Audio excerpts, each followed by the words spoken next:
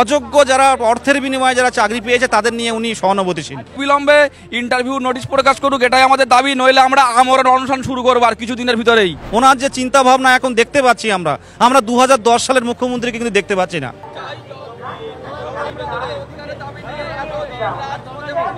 2009-10 নাগাদ আমরা একটা পরিবর্তন চেয়েছিলাম, কিন্তু এই পরিবর্তন নয়। 2022 সালে টেট পাশ করেছেন তারা, কিন্তু 3 বছর পেরিয়ে গেলেও এখনো পর্যন্ত কোনো রকম কোনো সুরাহা তাদের হয়নি। তাই আজ তারা শিক্ষক দিবসের দিনে, যেখানে শিক্ষকরা আমরা জানি সমাজ গড়ার কারিগর, তাই আজ কোনো মিটিং নয়, কোনো মিছিলে নয়, শুধুমাত্র তারা প্রতিবাদ কর্মসূচিতে নেমেছেন। তারা দাবি করছেন তাদের ইন্টারভিউর যে প্রক্রিয়া, সেই ইন্টারভিউ প্রক্রিয়া অবিলম্বে শুরু করা হোক।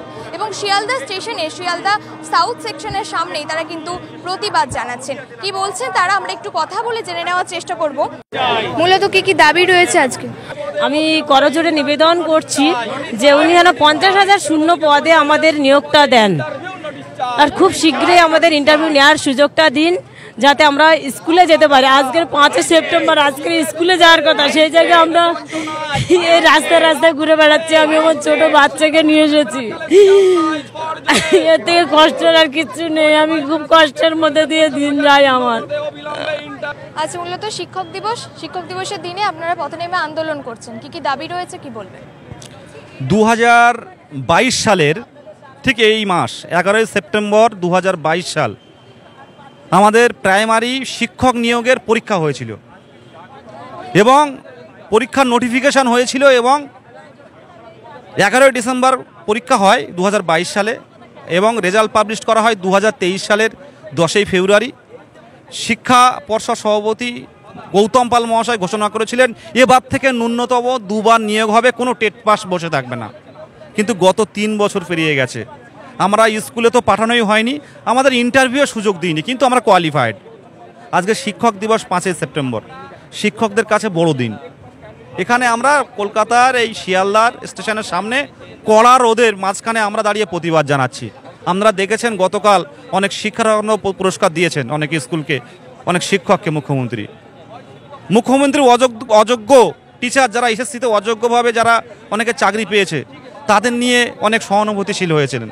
কিন্তু আপনারা প্রত্যেকেই জানেন এই গত 3 থেকে 4 দিন বিকাশ ভবন শিক্ষা দপ্তর থেকে একটা নোটিফিকেশান জারি করা হয়েছে, যেখানে রাজ্যে 2215টি প্রাইমারি স্কুলে কোনো শিক্ষক নেই বা একজন শিক্ষক দিয়ে চালানো হচ্ছে। সেই প্রাইমারি শিক্ষক নিয়ে পদক্ষেপ নিলেন না। অযোগ্য যারা অর্থের বিনিময়ে যারা চাকরি পেয়েছে তাদের নিয়ে উনি সহানুভূতিশীল। এটা আমাদের কাছে দুর্ভাগ্যের। তাই শিক্ষক দিবসে আমরা প্রতিবাদ জানাচ্ছি যে শূন্যপদ 50,000 শূন্যপদ আছে, সেই 50,000 শূন্যপদে অবিলম্বে প্রাইমারি শিক্ষক নিয়োগ দিন। কারণ প্রাইমারি শিক্ষক নিয়োগ না হলে স্কুলগুলো বন্ধ হচ্ছে, আর স্কুল বন্ধ হলে আগামী দিনে আমাদের মতো নিম্নবিত্ত মধ্যবিত্ত ঘরের ছেলেরা এই যে free compulsory education article 21A মানে শিক্ষার অধিকার আইন 2009 সেটা পুরোপুরি লঙ্ঘিত হচ্ছে, সেটা লঙ্ঘিত হচ্ছে, যার ফলে আগামী দিনে আমাদের মতো গরিব মানুষের ছেলেমেয়েরা কিন্তু বাধ্য হয়ে স্কুল না থাকলে বেসরকারি স্কুলে পড়াতে হবে, বছরে 1 লাখ টাকা। আপনারা পারবেন?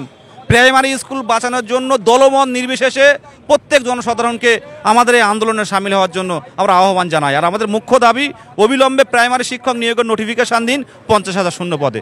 2 বার নিয়োগ হওয়ার কথা বলা হয়েছিল, কিন্তু সরকার এই দিক থেকে কোনো নজর দিচ্ছে না, কি বলবেন? এটা আমাদের কাছে দুর্ভাগ্যের, সত্যি কথা বলতে দুর্ভাগ্যের। আমরা 2010 সালে আমরা তো এই সরকারকে এনেছিলাম, আমরা প্রত্যেকেই সম্মতি হয়েছিলাম এই সরকারকে আনার জন্য, কিন্তু এই মুখ্যমন্ত্রী কিন্তু 2010 সালে ছিল না। ওনার যে চিন্তা ভাবনা এখন দেখতে পাচ্ছি আমরা 2010 সালের মুখ্যমন্ত্রীকে কিন্তু দেখতে পাচ্ছি না। এটা আমাদের কাছে দুর্ভাগ্যের।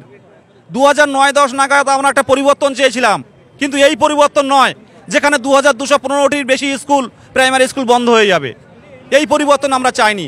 দিকে দিকে প্রত্যেকের মনে কিন্তু অসন্তোষ জমছে। সরকারের উচিত এই জনমত নির্বিশেষে মানুষের চাহিদাটাকে গুরুত্ব দেয়া, না হলে কিন্তু আগামী দিনে এই গণতন্ত্রের পক্ষে এটা বিপজ্জনক। বিদেশ গাজী 2022 প্রাইমারি টেট উত্তীর্ণ হবু শিক্ষক। আজ শিক্ষক দিবসের দিনে আপনারা পথে নেমেছেন, মূলত কি কি দাবি রয়েছে? আমাদের দাবি বলতে এটা আমাদের অধিকার বলুন, হ্যাঁ, দাবি না বলে অধিকার বলুন। আমরা 2022 প্রাথমিক টেস্ট পাস করেছি স্বচ্ছভাবে, আমাদের ওএমআর সিট আছে। তারপরে গ্রাম বাংলায় দিকে দিকে স্কুলগুলো পর্যাপ্ত ভ্যাকান্সি থাকা সত্ত্বেও নিয়োগ দেওয়া হচ্ছে না। প্রাইমারি স্কুলগুলো ভুতুড়ে বাড়িতে পরিণত হয়েছে। আমাদের 50,000 শূন্য পদে অবিলম্বে ইন্টারভিউ নোটিশের প্রকাশের দাবিতে দীর্ঘ 3 বছর রাজপথে। লাস্ট টেট পরীক্ষা হয়েছিল পশ্চিমবঙ্গে 2017 সালে, তারপরে আর টেট পরীক্ষা হয়নি, তারপরে হয়েছিল 2022 সালে। তাহলে এখানে 5 বছর নষ্ট হলো। আবার আমরা এখনও শিক্ষক হতে পারিনি, ইন্টারভিউয়ের নোটিশ প্রকাশ করতে চাইছি, এখানে 3 বছর। তাহলে টোটাল 8 বছর একটা শিক্ষার্থীর জীবন থেকে চলে গেল। তাহলে গ্রাম বাংলার যারা গরিব শিক্ষার্থী, যারা লেখাপড়া শিখবে, তারা কিভাবে শিখবে? মাননীয় মুখ্যমন্ত্রী ভাষা আন্দোলন করছেন, সেই ভাষা শেখার যে ফ্যাক্টরি, সেই প্রাইমারি স্কুলগুলো মাতৃভাষা শেখানোর যে মূল জায়গা, আমরা যারা শিক্ষক হয়ে সেখানে পড়াবো, ছোট ছোট বাচ্চাদের অ আ ক খ শেখাবো, সেই জায়গাটা কেন মাননীয় মুখ্যমন্ত্রী বন্ধ করে দিতে চাইছেন বা উদ্যোগ নিতে চাইছেন না কেন? সেই জন্য আমাদের একটাই দাবি, 2022 প্রাইমারি টেট পাসদের 50,000 শূন্য পদে অবিলম্বে ইন্টারভিউ নোটিশ প্রকাশ করা হোক।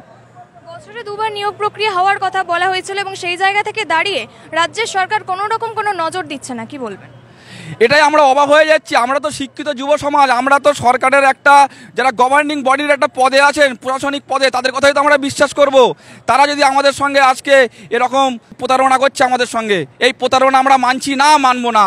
আমাদের 50,000 শূন্য পদে অবিলম্বে ইন্টারভিউ নোটিশ প্রকাশ করুক, এটাই আমাদের দাবি। নইলে আমরা আমরণ অনশন শুরু করবো আর কিছুদিনের ভিতরেই।